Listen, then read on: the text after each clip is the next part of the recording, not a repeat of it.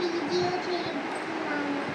ఇంకోటి నా చిన్నప్పుడు నేను మా మమ్మీ అండ్ డాడీ కొనుక్కున్నాము. ఇవన్నీ నా చిన్నప్పుడు ఆడుకుంటామని. కానీ మేము దుర్గాకి ఇచ్చేసినాం. మళ్ళీ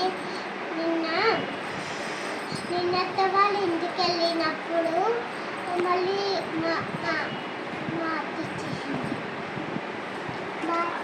బాయ్ ఫ్రెండ్స్.